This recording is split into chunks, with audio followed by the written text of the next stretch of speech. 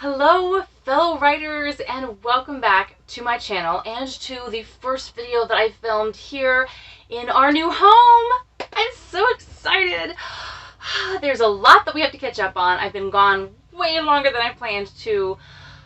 It's so much that I wanted to film and document during the month of April, but as you can tell, still adjusting. This is literally my girls' room. That is the only place in my house that's quiet right now, so this is where I'm filming. I still don't have a set place to film. So I'm going to try and make this video as condensed and as non-cluttered as possible, but still get through some important stuff because, as we all know, last month, April, was the first Camp NaNoWriMo of 2021, and if you've been following me on Instagram, which I have all the links for that in the description box below, I did a writing experiment this past Camp Nano, and I wanted to talk about it because there were some very fun and important things that I learned about myself as a writer and about my writing process, and yeah, I just wanted to share them with you. So let's get started. The first thing you may be wondering is, what was the writing experiment? So as 2020 came to a close, I was rushing to get Littlehood finished and prepped for its official edit this March. Yes, it was March. And I felt very drained. I felt very doubtful of myself as a writer, and especially as someone who is pursuing self-publishing, I began to worry that, not that I wasn't a real writer, but just that I was not up to par with what I needed to be in order to actually have a successful and viable side hustle as an author. And I say side hustle because, as I've mentioned in several other videos, I'm not looking at this to be a full-time career. I don't want that. I don't want everything that it entails. I just want to write, to publish my books, and to get them out to people. As I sent Littlehood off to the editor, I was like, you know what? I need to write something that's just for me, for a change. I've spent really at that point I had spent about 4 years eagerly pursuing writing specifically for the purpose of publication. So everything that I wrote bore with it the burden of, is this good enough for a publisher, was what I was first thinking, and then was it good enough for me to put out there myself for people to read? And I just always carried with it that burden, and I never could just sit down and write and not worry about, will people be okay with this? I was like, you know what, I need a break from that. So I decided that in the month of April I was going to write a book that no one was going to read. But there was a second part of that experiment, because I have self-identified as a plotzer or a plantzer or whatever you want to call it, where I need outlines and pre-writing and all that, but my process requires me to do a lot of discovering along the way, and a lot of changing of outlines and adding of things and so on and so forth, which makes it a very slow process. And I wanted to kind of reinvestigate that process itself, but I wanted to see if I needed to lean more toward pantsing and less toward plotting, because Littlehood turned out to be a novel that required a lot of discovery as opposed to Snowdust, which was very easily plotted. So that is where the second part of the experiment came in, where I pantsed the whole thing.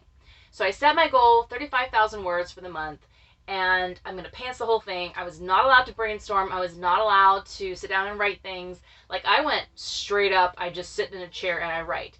Now, this kind of comes with a bit of like an although, because although I was pantsing, technically, I already knew a ton about the story. I knew who the main characters were. I already knew a lot about them, like personality-wise and goal-wise and so on and so forth. I know a lot about their relationship because it was a fantasy romance, and I know a lot about many of the side characters. I also knew quite a bit about the world, not the details, but like some of the major events happening between different governments and between different peoples, and just some things that were going to go down as the story progressed, because I cannot help it. I throw world building into everything. It happens, and there's always big wars and epic scale stuff, and it just happens.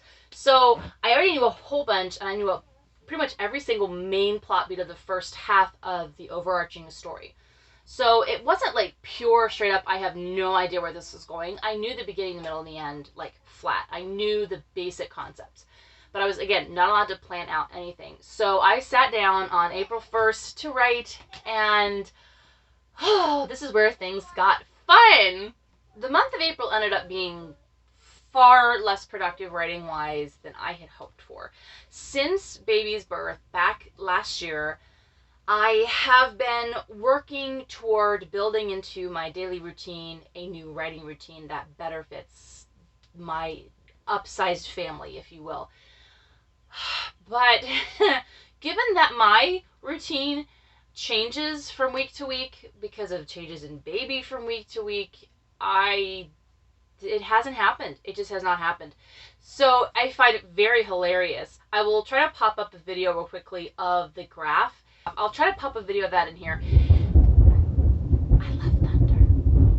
Anyways, I'll pop in a video of the stats now. But I ended up writing a little bit every day for a few days and just kind of making that my goal. Like, I just wanted to write every day for the 30 days or 31 days or however many days it was. And then I missed a few days, and so I took a couple of several thousand word days, but then the days that I wrote became fewer and farther between. And it was very frustrating for me. Finally, the last week of camp, I had about 15,000 words left to write, and I was like, you know what, I'm just going to write and hope that, I think I can do this. I'm just going to hope that I can, but I'm pretty sure that I could if I needed to. But the last week, I buckled down, and I gave myself permission, and I talked to my husband, and he was on board with it, and I pounded out 15,000 words almost entirely in the last 3 days of camp. It was incredible. It was incredible. I had so much fun, and I honestly was more into the story in those last 3 days than I had been the whole month. Like, I had gotten past that beginning first couple of chapters hump, and I had really gotten inside the characters' heads, and now I was able to spend so much time with the characters that I was able to just stay rejuvenated, because that's kind of where I get a lot of my energy, is if I'm able to stay with the characters for a portion of the story. Like, my best writing that I have found is when I write for a minimum of 1 hour, when I sit and just get into the story, and I'm in the world, I'm seeing it in the perspective of actually being there, and it's just, it comes alive to me. And those last 2 days were incredible. That last night, I didn't want to stop writing because I was just like, this is so good. I'm actually loving this story, and it's kind of sad I'm never going to publish it. It was that good. So that is how the month went for me. And I learned a lot. I learned so much. So now I'm going to kind of shift over and talk about what I am taking away from this camp and how I'm going to be applying it in the future to my writing process. Because my plan is still to be a self-published author. I still have Littlehood that is coming out sometime this summer. Even though I don't have an official release date, I have it coming out this summer. I would like to get back into the plan that I originally have of publishing a book a year for a while. And just see if I can make that, even if not every year, then maybe every 18 months. So I want to take what I learned from this wonderful break from stressful writing and put it to practice in my actual business writing. So let's talk about what I learned. Number one thing that I learned, and this may kind of sound like a duh, Joanna kind of moment, but the number one thing that I learned was that my writing routine is still changing. In 2019, it was a season of productivity. My oldest was doing really well on her own. My second child was finally getting to a state of independence where I didn't have to constantly be over her, watching her. I had a lot more free time than I do now. And I was in a mindset, and I had the mental and physical energy and the time to really be able to pour into my books. Right now, I am not in that season at all. Right now, I am in a season of needing to slow down because my children are demanding not just my time, but my physical energy and my mental energy. I have a baby right now that went from sleeping 6 hours a night to waking up every 2 hours all night. Someone explain that one to me. Anywho, I've gone from that into this weird season of life where my time is not my own. I'm fighting just to find time for myself, let alone to find time for writing. Plus, on top of that, my oldest is starting school, and my next youngest wants to be, doing school. So I'm having to block time aside to plan for that and to actually do the school, which means that I have less time for housework, which means I have more time to catch up on that.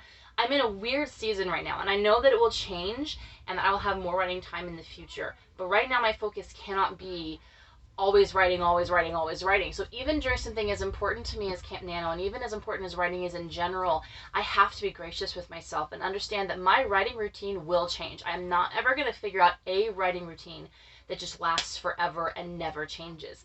So my writing routine is just going to change. I'm really having a hard time saying writing routine.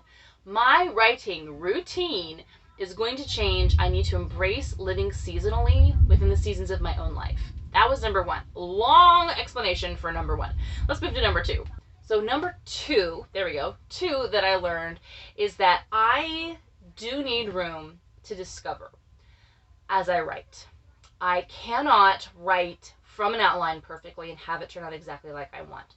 During the last 3 days, I planned out a couple of scenes because I started realizing that I was not going to get all the words that I needed in if I didn't know what I was writing in advance.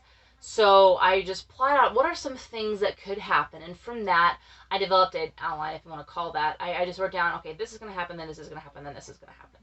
And it deviated. As I came through these scenes, it deviated completely. I was able, throughout this process of pantsing, to watch the characters just almost like tell me about themselves. I was able to learn more of their motives. I was able to learn more of their whys and what it is that they really want.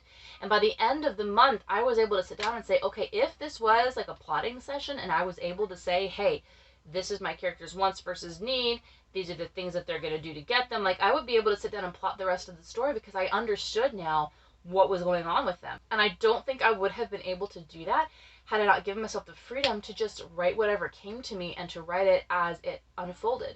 Because a lot of people, I think, view pantsing as just like throwing confetti out of a hat and seeing where it lands and like tracing it out. It's nothing like that. It's more like, and I've heard, I can't remember the author, so go look up who the author is and put it in the comments below. I think it may have been Neil Gaiman. But they said that writing is like driving in the fog with the headlights on and no map. So you can just see in front of you, but you can eventually get where you need to go. And that's what pantsing is to me. It's not like just, let's just see what happens. It's like discovering the next step, and then, ooh, this is where this goes, and discovering the next step, and then, ooh, it's almost like a treasure hunt. It's almost like discovering, like following a map to buried treasure, and you're getting a little bit more of the map every time that you go, and then when you get to the end, you see this beautiful map, and you know where it's going to end, and you know where the treasure is, and then you can go back and you can make the map beautiful for others to follow in your footsteps. That was really eloquent. I am very proud of myself. I found that events, like the external conflicts, worked better, and I was able to write faster and more smoothly if I knew the events, if I planned those out first. But the characters themselves, I could start off kind of knowing a little bit what I thought they were like at the beginning, but it worked better for me to get to know them through the story and to put them in circumstances and see how they reacted, and then to just kind of document that and to track that until eventually I was able to write a solid, like, this is actually a person and not just an idea. So I believe that I do need the room to discover right to some degree, to pants to some degree when it comes to my characters. But that also ties into number 3, which is I am not a pantser. Within the first couple of days of writing this, I was cringing, and I walked into the room. I told my husband, I remember now why I gave up pantsing. Because I am terrible at it. I am not good at it. Like, I can sort of kind of figure out what's going to happen next, but if I don't have documented the exterior of what's going to happen, like, again, those external events, the basic conflicts of the plot, then I go into overwriter mode is what happens, because I don't know the story, so I end up writing filler.